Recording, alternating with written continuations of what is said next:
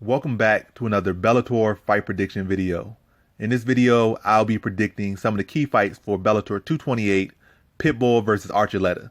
So without further ado, let's get to the first fight that I'll be predicting on this card. So in our first fight, I'm not too sure which weight class is in, or if this is not some old guys league. I've been hearing Bellator trying to make an old guy league or something like that, or veterans league or senior division or whatever. But they got the father of AJ McKee, Antonio McKee, making a comeback to MMA. I think go like after 3 or 4 years, something like that. Last for Shinya Aoki, I believe. And he's fighting another old guy who's William Sirapapi or whatever his name is. But I guess it is bringing this on, I guess, to flatter McKee or give him a chance to fight on the same card as his son is. I'm not too sure what's happening. I think McKee's at least 49, like late 40, like 48, 49, maybe even his 50s. And William Sirapapi is like 46, 47. So this is definitely a senior league type fight. But it's interesting. I guess maybe that's Bellator hinting at them open up this senior league and try to capture some of these old veterans, these legends, Hall of Famers. But yeah, to get besides the point, look at this matchup. Antonio McKee is just a much better fighter in my opinion. Even though they're both old and stuff could change, and maybe Sir Poppy fought just a little bit more recently, though neither of them haven't fought in like 2 years, I believe. I think McKee's still just a better fighter, especially with him training his son and so many other fighters. I think his striking's sharper, and definitely in the grappling aspect, he's just the much better grappler. I think grappling doesn't really age as much as striking does. I think that's what he's going to do. He's going to come out, he's going to grapple, put Sir Poppy on his back, and grapple him and submit him. Like take him down, put him on his back and submit him. And I think he does that in pretty short. Matter of fact, he's probably going to do it in like second round. It's going to be the first round, probably a fill out process first round. Probably wants to feel the cage a little bit, probably missed it a little bit. Fill out the first round, the second round is take him out, put him on the ground and submit him. So in this fight, I have Antonio McKee via second round submission. Now on to our next fight. We have in the featherweight tournament, in the featherweight division, Leandro Higo versus Sean Bunch. So Higo is definitely, in my opinion, the more well-rounded fighter, just by a slim margin. But he's definitely that more well-rounded fighter because Sean Bunch came in as a pure wrestler, and he took a while to get his submission game and submission defense up to point. Took a while to get his striking, but at this point, Sean Bunch is putting it all together. And even though Higo might be the more well-rounded fighter, in my opinion, I think Sean Bunch is wrestling and grappling is the biggest factor in this fight. I don't think Higo can necessarily deal with that wrestling and grappling. Now they're going to defeat Sean Bunch's ability to improve his striking, or what he has improved his striking. I think he can hold his own on the feet with Higo, and then put that wrestling pressure on him, put that wrestling pace on him, put that wrestling grind on him, and that's going to be the X factor in this fight. I feel like Higo going to be versatile on the feet. He's going to be explosive, he's going to be elusive, but that forward pressure, the improvements in there are new wrinkles in Sean Bunch's striking game. It's going to allow him to cut him off, get him down, put that wrestling pressure on him, and make it a very smothering type of fight. I think Higo's submission defense is that good. I mean, not that good. I mean, it's good enough to really not get submitted or get ground and pounded out. But I think it'll be a fight where Sean Bunch is definitely going to put on a kind of a wrestling clinic against Higo in this fight. And I think it goes to decision. So in this fight, I have Sean Bunch via decision. Now to our next fight, we have also in the featherweight tournament, in the featherweight division also, AJ McKee versus Georgi Karahanyan. So I look at this fight. Karahanyan is a very dangerous fighter at any level. He's not just a Bellator level fighter. He's not just a minor league tier fighter. He's a fighter that can be dangerous in every single league he goes in because he has a very versatile skill set. He's not just a guy that, I'm only a grappler, or I'm only a striker, or I do this, I only do this, so I'll be good in this division. He's a fighter that can be good in every single league he goes to because some leagues, some people might actually do better outside the UFC than they do in the UFC. And some people might do better in the UFC than they do outside the UFC. Whatever the case. I'm getting too far off the topic, but I'm just saying he's a very versatile and a very dangerous guy you got to look out for. But I actually think in this fight that AJ McKee's style is a style that he hasn't really had success in his career. Because Karahanyan, he can do good against wrestlers that maybe are kind of one-dimensional at the time. Like, if they're just trying to go for takedowns, he can outstrike them, force them to take bad shots and take advantage of that with submissions. Or you find a guy that's just a grappler. Like, matter of fact, I just say he fought a grappler. Or if you find a guy that's maybe just a striker, he can make it a grappling type fight, smother them, submit them. Because like I said, he's dangerous with submissions, dangerous with strikes. It's not like he's the best grappler in the world. He's not the best striker in the world, but he has power and he knows where to put those shots. So he's a very dangerous guy for a lot of fighters. But going against AJ McKee is also a guy that's dangerous everywhere. And he's long. And that's what, not just long, but the fact that he throws volume, he's long, he's elusive. And it's bad style for Carrion because there's not going to be a guy that's going to be trying to shoot in on poor shots against him. And even if he does shoot on poor shots, AJ McKee has very solid submission defense. And I think Like he's too fast, too sharp, too long, too young, too fresh. Gonna be doing too much volume at carry on, and carry on is not gonna be having anything to respond with. He's gonna be trying to respond with power, but when you get hit with volume and you're trying to come back on that length and that range, it's gonna be hard to land those big shots. He can't. I think AJ McKee can out grapple him. Maybe not submission wise, but as far as getting the better positions and holding him and neutralizing Carry Hanian's grappling, I think he could definitely do that. So how I see this fight playing out is basically AJ McKee fighting on the outside like he typically likes to do, throwing lots of volume, attacking with lots of angles, probably mixing and grappling, and then on the ground, really just landing ground and pound and neutralizing the offensive grappling of Carry Hanian off his back from like having a heavy top control, heavy top pressure, landing shots, threatening with like transitions, threatening with his own submissions, and really putting on a pretty textbook AJ McKee type performance. I don't think he finishes Carry Hanian, but I think he beats him to a clear decision. So in this fight, I have AJ McKee via decision.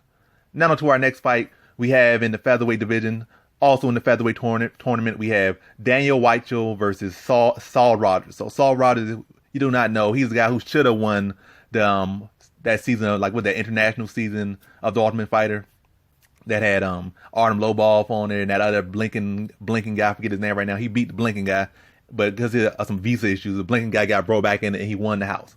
This guy probably really should have won the house, probably should have been having a successful career inside the UFC, but stuff happens. And now I guess I don't know what's going on with that, but that's besides the point. He's a solid fighter. Weichel's a solid fighter. I think Weichel's a very underrated fighter. Saul Rogers is a fighter that's kind of flying under the radar, and they did say he could be the black horse of this tournament. But I think Weichel might be the worst person he could get in the first round, or at least in his first match in this tournament. Because Saul Rogers, I see him as like kind of like anti-grappler. Like he's good enough. He's not the best grappler, but he's good enough to neutralize a lot of these top grapplers like he did with Ryan. I forget his name.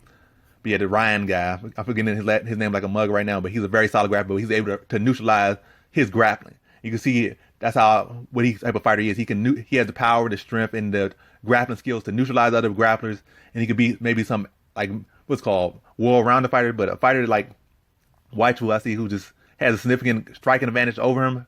Rogers might have more power, but Weichel just sharper and shorter and cleaner. He does have power of his own. And on the grappling aspect, only Rogers can necessarily dictate the pace with his grappling. I think Weichel's grappling is underrated. He can hold his own with Rogers. So in a way, he can Rogers. Like he can shut down Rogers' grappling, keep the fight on the feet, and use the fact that he has the sharper striking between the two. And I think he'll have the range between the two. And really kind of just pick apart Rogers on the feet. I think Rogers won't just get picked apart. I think it'll be a competitive fight. But I feel like Weichel over time is going to be breaking him down. And this fight going to be competitive, but like I said, the sharper shots gonna be landing, breaking Rogers down. I think he stops Rogers in the later round. So in this fight, I have Daniel Weichel via third round TKO. Now to our next fight, we have also in the featherweight tournament, a featherweight fight, Darrion Caldwell versus Henry Corrales. So Corrales is another one of these underrated fighters. I'm saying a lot of the same things over and over, but this tournament has a lot of like repeating themes. Henry Corrales, solid fighter, very physical. Grappling definitely needs some work, especially as far as jiu-jitsu and defending guillotines and et cetera, et cetera. You can say the same about Caldwell as far as defending guillotines. But Henry Corrales is physical, solid boxing, solid power. Going against Darrion Caldwell, world-class wrestling, world-class athlete, amazing wrestling, striking kind of questionable, but always improving that area. But I seen this fight, I think that Caldwell is kind of a bad style matchup for Henry Corrales. Yes, Henry Corrales is strong. Yes, his grappling is this and that. Well, it's not super good grappling, but like he's physically strong and this and that, and it's decent enough grappling. But that physically strong and decent enough grappling is not going to be decent enough. I think Caldwell can kind of have his way in the takedowns. Then they go on the feet. Yes, Henry Corrales boxing is all this stuff, but he doesn't really do well with people that aren't in that boxing range. Caldwell's not going to be a fighter who's going to be there to be hit. He's going to be hitting, moving, going for takedowns, going for that. And he's not going to really have to be worrying about any submission attempt from Corrales because he's going to be able to shoot these shots without much worry from like anything coming back. Like he's not going to worry about, some uppercut or worry about a jumping guillotine or worry about some arm bar or something. It's going to be more so this worrying about Henry Corrales boxing. So he's really going to make Henry Corrales look like a kind of a one-dimensional fighter, even though he's not. Just mixing up, being long, throwing shots out there, throwing volume, mixing in the shots, and never giving Henry Corrales a solid stationary target. I do think Henry Corrales, like I said, he's going to be tough. He might defend a shot or two, might get close landing big shot, might rip a shot to the body here and there, might do a kick. But more so, I just feel like Caldwell's going to be doing too much versatility at him, and it's not Henry Corrales going to kind of get shut down by that volume and that versatility, put on his back, and get worked. I don't think he's going to get submitted or anything like that, but I think Darrion Caldwell can put on a very dominant performance in this fight stylistically. So in this fight, I got Darrion Caldwell via decision.